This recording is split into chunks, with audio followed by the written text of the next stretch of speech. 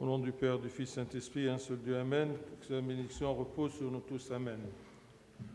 Alors, dès ce dimanche jusqu'à la fin du mois de Kiak, on va lire sur les 4 dimanches tout le premier chapitre de Saint Luc. Parce que le premier chapitre de Saint Luc, il nous raconte l'histoire de la Nativité. Et ça commence cette histoire-là par l'annonciation pour la naissance de Saint Jean-Baptiste. Quand vous avez entendu, sûrement Zacharie et Élisabeth, ils étaient très très heureux d'avoir un enfant. Sûrement parce que elle était stérile et c'était quelque chose de très honteux pour la communauté juive. Et encore, pour une autre raison, sûrement ils étaient heureux parce que leur enfant, comme c'est écrit, sera grand aux yeux de Dieu et il sera rempli de l'Esprit Saint. Qu'est-ce qui rend la personne grand aux yeux de Dieu?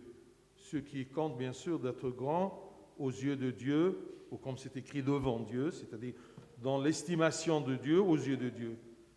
Bien sûr, être grand aux yeux de Dieu, c'est beaucoup plus important d'être grand aux yeux des hommes. On pense toujours à propos des hommes, mais on oublie ce qui est aux yeux de Dieu. Alors, qu'est-ce qui rend la personne grand aux yeux de Dieu? 3 choses. Première chose, c'est la foi. Parce que c'est écrit, sur Hébreux, chapitre 11, verset 6, c'est écrit « Or, sans la foi, il est impossible de lui être agréable, car il faut que celui qui s'approche de Dieu croit que Dieu existe et qu'il est le rémunérateur de ceux qui le recherchent. Si on cherche de Dieu, eh bien, il va nous rémunérer, il va nous donner beaucoup de dons. Mais on ne peut pas se rapprocher de Dieu que si on a la foi qu'il existe. Est-ce que c'est la foi tout simplement? Eh bien non. Deuxième chose qui nous rend grands aux yeux de Dieu, c'est les bonnes œuvres. Et les bonnes œuvres, ce n'est pas les œuvres de charité tout simplement. Ça, c'est la chose la plus simple. Mais les bonnes œuvres veut dire suivre, observer les commandements de Dieu et pratiquer les sacrements. Parce que si on croit que Dieu existe, c'est écrit, selon Saint Jacques, dans son deuxième chapitre, verset 19, c'est écrit « Tu crois qu'il y a un seul Dieu, tu fais bien. Les démons le croient aussi, et ils tremblent. » Donc, ce qui compte, ce n'est pas la foi tout simplement sans œuvre, mais on doit avoir une foi vivante avec des œuvres, pratiquée par des œuvres. Et les œuvres, que ça soit clair, c'est observer les commandements de Dieu et pratiquer les sacrements. Ce sont les bonnes œuvres, comme Saint Paul a écrit, les bonnes œuvres que Dieu a préparées pour qu'on les pratique, pour que nous les pratiquions. Mais parfois, vous allez dire, mais quels sont les commandements de Dieu? Est-ce que ce sont les 10 commandements? Eh bien non. Ce sont les 10 commandements, mais chaque parole qui sort de la bouche de Dieu. Comme par exemple, si, selon l'épître de Saint Jacques, chapitre 2, verset 20, il nous dit bien sûr, « Veux-tu savoir, ô en vain, que la foi sans les œuvres est inutile ?» Je vais vous dire qu'est-ce que sont les commandements, mais ça précise que foi sans œuvre ne compte rien. Parce que même les démons, comme vous avez entendu, ils croient. Mais on doit œuvrer. Et même c'est écrit, tu vois que la foi agissait avec ses œuvres, et que par les œuvres de la foi fut rendue parfaite. Dans les œuvres, c'est tout ce que Dieu nous demande. Par exemple, si vous entendez dans la parole du Seigneur, selon l'évangile de Saint Luc, chapitre 18, c'est écrit, Jésus leur adressa une parabole pour montrer qu'il faut toujours prier et ne point se relâcher Ça, c'est un commandement, puisque c'est une demande de Dieu de prier toujours et ne point se relâcher. Ça, c'est un commandement de Dieu. Donc, ne te limite pas aux 10 commandements, ça ne sert à rien. Mais on doit observer chaque parole qui sort de la bouche de Dieu. Tout ce que Dieu nous a dit, ce sont des commandements. Comme par exemple, c'est écrit dans l'Ancien Testament, selon le livre de la prophétie de Joël, c'est écrit « Publiez un jeûne, une convocation solennelle ». Donc le jeûne, ce n'est pas écrit dans les 10 commandements, mais c'est un commandement de Dieu, parce que c'est une parole, c'est une demande, c'est un commandement qui est sorti de la bouche de Dieu. Donc, suivre, observer les commandements de Dieu, c'est observer chaque parole que Dieu nous a dit. Publiez un jeûne, une convocation solennelle, assemblez les vieillards, tous les habitants du pays, dans la maison de l'Éternel, votre Dieu, et criez à l'Éternel. Quand il y a, par exemple, des hymnes et des soirées, des veilles dans l'Église, on doit y venir. On doit y participer parce que tout simplement, et crier à l'Éternel dans la maison de l'Éternel. Donc ça, c'est un commandement. Ce n'est pas cité dans les 10 commandements. Selon saint Matthieu, c'est écrit, si quelqu'un veut venir après moi, qu'il renonce à lui-même, qu'il se charge de sa croix et qu'il me suive. Est-ce que ceci est cité dans les 10 commandements? Eh bien non. Alors vous voyez, chaque parole qui sort de la bouche de Dieu, c'est un commandement et je suis obligé de la suivre. Donc la foi, pour être grand aux yeux de Dieu, les bonnes œuvres, y compris les commandements et les sacrements. Troisième chose, être rempli de l'Esprit Saint. Parce que l'Esprit Saint, c'est une force qui nous soutient et qui nous fortifie. C'est la force de l'Esprit Saint qui habite en nous, qui nous aide à pratiquer, à observer les commandements de Dieu et à pratiquer, mais d'une façon qui plaise à Dieu. Donc c'est une force.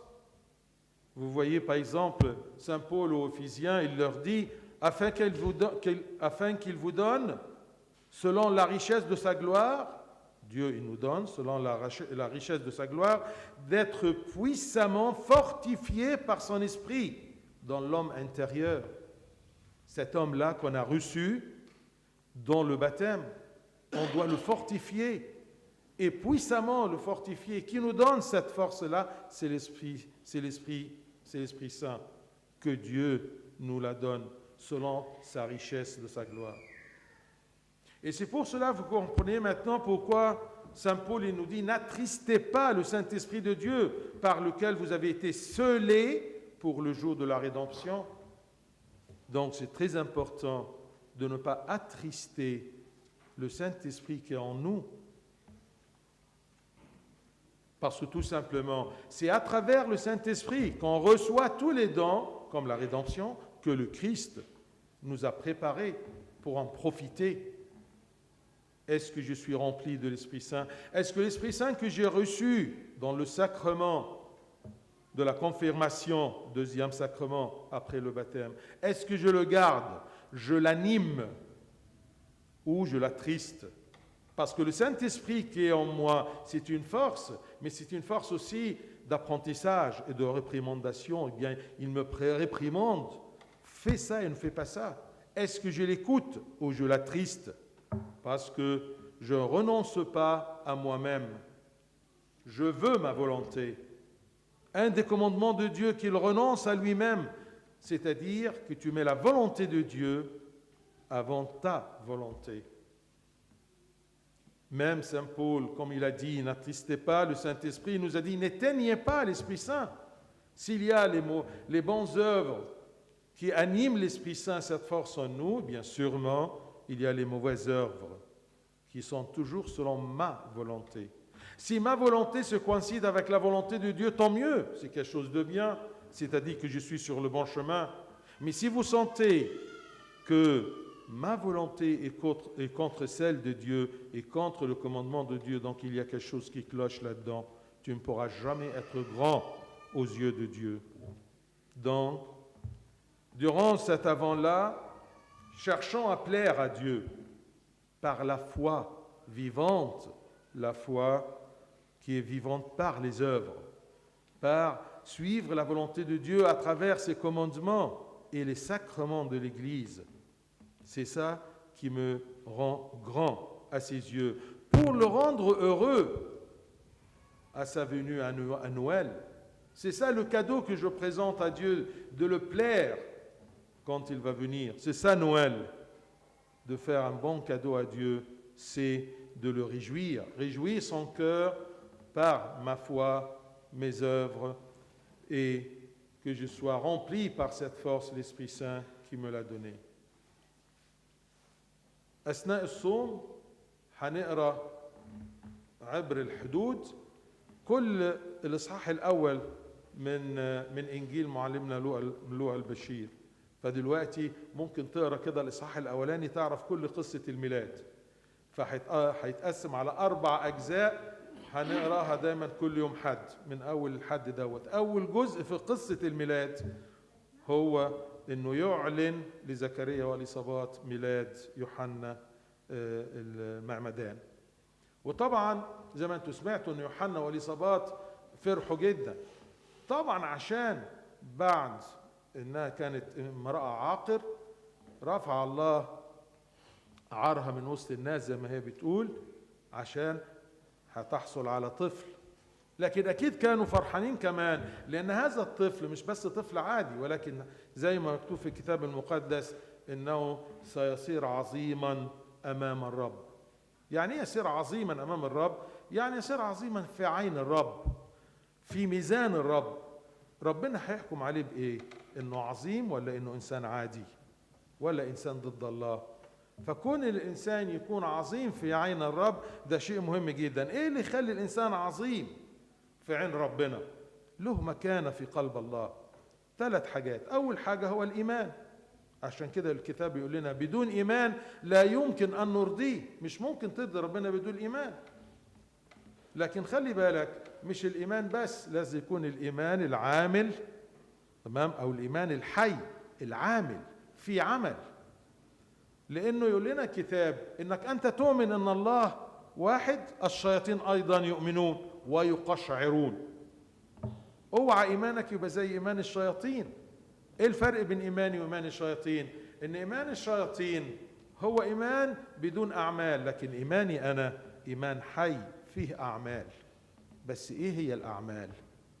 إن أنا أتبع وأحفظ وصايا الله، وكمان إن أنا أمارس الأسرار اللي في الكنيسة. هي دي الأعمال الصالحة الذي سبق الله فعدها للمؤمنين لكي يتبعونه، زي ما مكتوب في رسالة معلمنا بولس لأهل أفسس.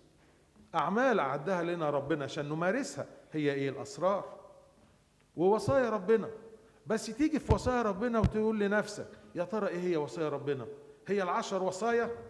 هي 10 وصايا وكل كلمة تخرج من فم الله. لما مثلا ربنا يقول لنا إنه صلوا كل حين ولا تملوا. طب ما دي وصية. هل صلوا كل حين ولا تملوا موجودة في 10 وصايا؟ مش موجودة في 10 وصايا. دي هتسيبها؟ لا. يبقى كل كلمة تخرج من فم الله هي وصية، لابد انك انت تحياها وتجاهد فيها عشان تكون عظيم في عيني او عظيم امام الرب. زي ما يقول لنا مثلا نادوا بالصيام وباعتكاف، قدسوا صوما. هل قدسوا صوما دي موجودة في 10 وصايا؟ مش موجود في 10 وصايا. لكن تلاقيها مثلا في 10 وصايا لا تسرق لا تزني، تقول يا سلام انا لا بسرق ولا بزني، فيبقى انا كده ماشي صح مع ربنا. طب والباقي؟ طب والصوم؟ طب والصلاة كل حين؟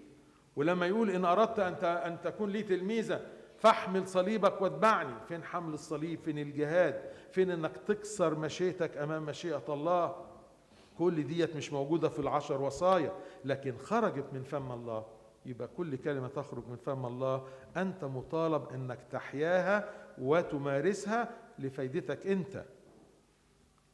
وثالث حاجة هو الامتلاء من الروح القدس، لأنه الملاك قال لزكريا ويكون ممتلئ من الروح القدس من بطن أمه. يمتلي من الروح القدس. احنا بنحصل على هذا الروح القدس في المعمودية ويسكن فينا.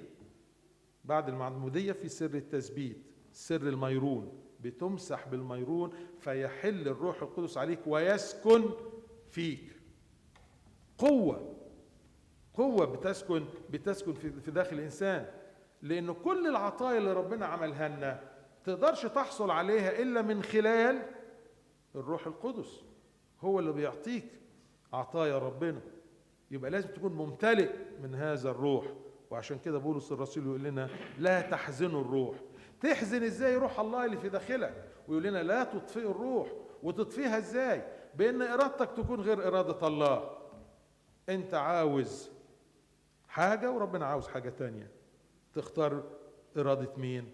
لا، ربنا قال لي كده يبقى اعمل كده، بس العالم بيقول لي كده والحكمه تقول لي كده. لا، انا اسلك الله، اسلك حسب الله، لان انا ختمت بالروح القدس. ختمت بالروح القدس دي معناها انه زي كده الراعي يحب يعمل علامه على الاغنام بتاعته عشان تبقى واضحه وما تتوهش في وسط اغنام العالم.